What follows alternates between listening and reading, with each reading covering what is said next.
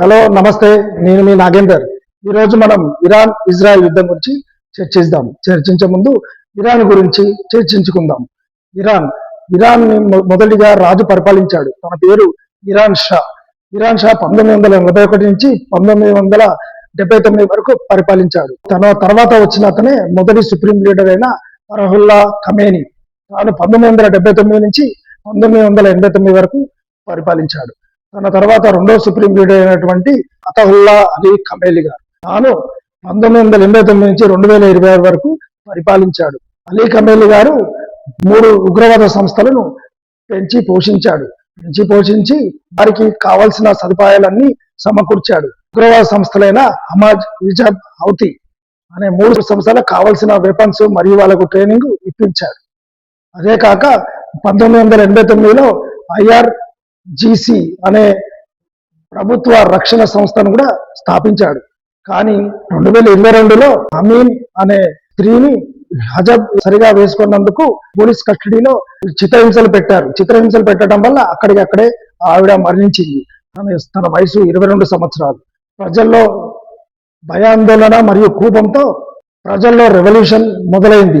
Slogan తో మొదలు పెట్టారు. స్లోగన్ ఏంటంటే ఉమెన్, లైఫ్, ఫ్రీడమ్ అనే స్లోగన్ తో ఇరాన్ ప్రభుత్వం మీద తిరుగుబాటు చేశారు. ఇరాన్ రెవల్యూషన్ గ్రేడ్ కార్పొరేషన్ వారు ఈ రెవల్యూషన్ ని అరికట్టిందే కాక ప్రతి ఒక్కటి తన రెండో సుప్రీం లీడర్ అయినటువంటి అలీ ఖమేనీ గారికి ప్రతి ఒక్క ఇన్ఫర్మేషన్ అందజేస్తారు. వాళ్ళు ఇంటెలిజెన్స్ మరియు రక్షణగా ఇరాన్ ప్రభుత్వానికి పనిచేస్తారు. ఇప్పుడు మనము హమాజ్, హిజబ్, హౌతీ సంస్థలతో ప్రాక్సీ వార్ ఇజ్రాయెల్ మీదకి మరియు అమెరికా మీదకి చేయించేవాడు. ప్రాక్సీ వార్ అనగా ఇండైరెక్ట్ యుద్ధం. డైరెక్ట్ కాకుండా వీరితో ఉగ్రవాద సంస్థలతో కలిసి ఇండైరెక్ట్ యుద్ధాలు ప్రాక్సీ వార్ చేయించేవాడు అలీ ఖమేనీ గారు. మనము ఇప్పుడు ఇజ్రాయెల్ గురించి చర్చిద్దాం. ఇజ్రాయెల్ బ్రిటిష్ పాలస్తీన్ 1948లో 2 స్టేట్గా విభజించారు.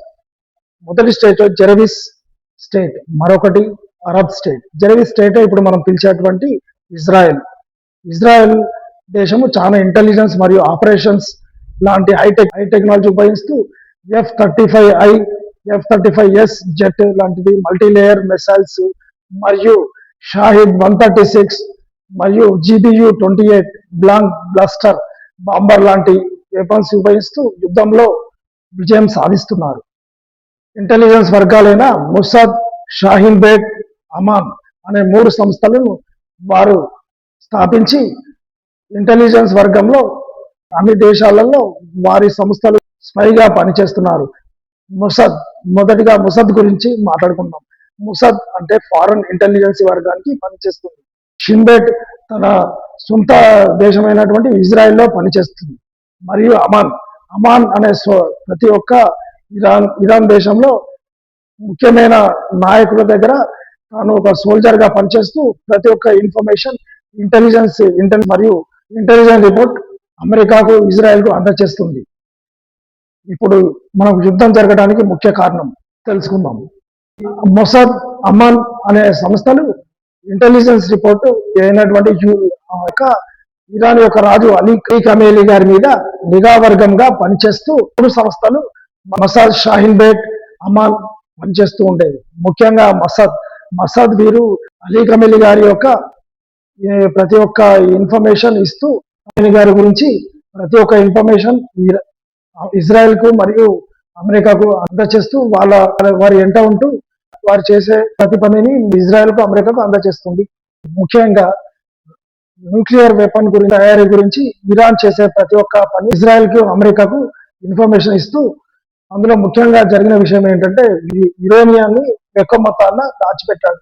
ఆ ఇన్ఫర్మేషన్ న్యూక్లియర్ వెపన్ కు ఉపయోగించి అమెరికాను మరియు ఇజ్రాయెల్ ని హతమారుస్తాడేమో అనే భయంతో వారు ఈయన మీదకి తిరుగుబాటు చేసి యుద్ధం చేశారు. యుద్ధం చేసేటప్పుడు F-35I మరియు షాహిద్ 136, JBU-28 లాంటి బాంబ్ బ్లాస్టర్ మరియు డ్రోన్స్ మరియు ఎయిర్ జెట్స్ లాంటివి ఉపయోగించి తనని అలీ ఖమేనీ గారిని హతమార్చారు.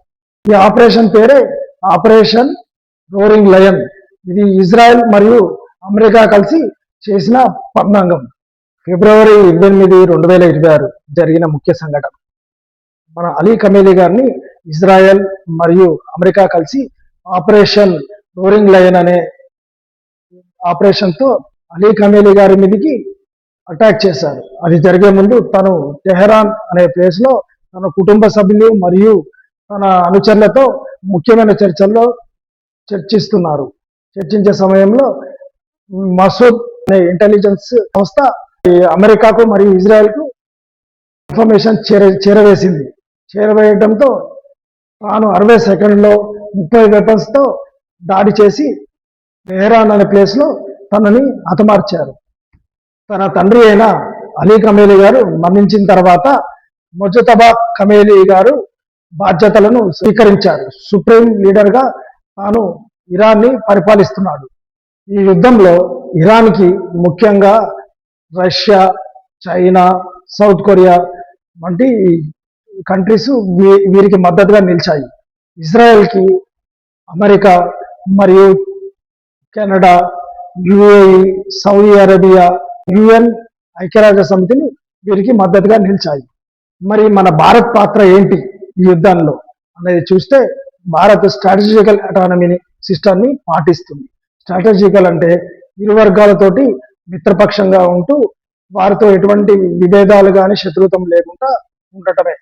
ముఖ్యంగా మన విదేశాంగ శాఖ మంత్రి అయిన ఎస్ జయశంకర్ గారు ఇరాన్ ప్రభుత్వం తోటి, రష్యా తోటి చర్చలు జరుపుతున్నారు. ఈ ముఖ్యమైన చర్చల్లో ఏంటంటే ముఖ్యంగా భారతీయుల రక్షణ, మన గల్ఫ్ దేశంలో ఉన్నటువంటి మన భారతీయులకు రక్షణ కలిగిస్తూ వారిని సేఫ్ గా భారత్ చేరేలా చర్యలు చేపట్టాలని వారితో చర్చిస్తున్నారు. మరియు మన నౌకలైనటువంటి మన నౌకల్లోని బెజిల్లో క్రూడ్ ఆయిల్ మరియు క్రూడ్ ఆయిల్, ఎల్పిజి, ఎల్ఎన్జి కలిగి ఉన్న కంటైనర్స్ 3 నౌకలు సురక్షితంగా భారత్ చేరేలా చర్యలు తీసుకోవాలని చర్చిస్తున్నారు.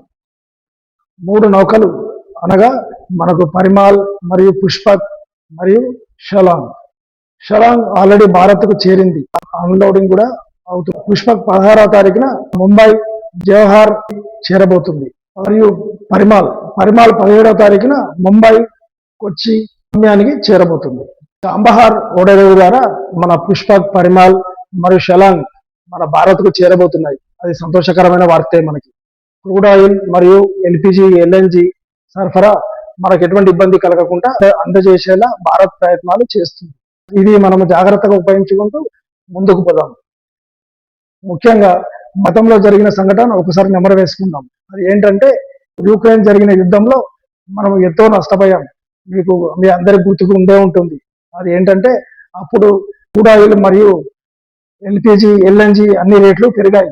ఇన్ఫ్లేషన్ మరియు సిపిఏ పర్ క్యాపిటల్ లో మార్పులు జరిగాయి. దానివల్ల మనం చాలా నష్టపోయాం. అప్పుడు కూడా గ్యాస్ మరియు నిత్యావసర వస్తువులు ధరలు పెరిగి చాలా ఇబ్బంది పాలయ్యాం. ఇది జరిగిన సంఘటన 2022. ఇది జరిగిన సంఘటన మనం ముఖ్యంగా తెలుసుకోవాల్సిన విషయం. ఇప్పటి వరకు జరిగిన యుద్ధం యొక్క ముఖ్యాంశాలు మీరు తెలుసుకున్నారు. మరియు మరిన్ని లేటెస్ట్ అప్డేట్స్ కోసం మన ఛానల్ ని సబ్స్క్రైబ్ చేసుకోండి. Thank you. జై హింద్.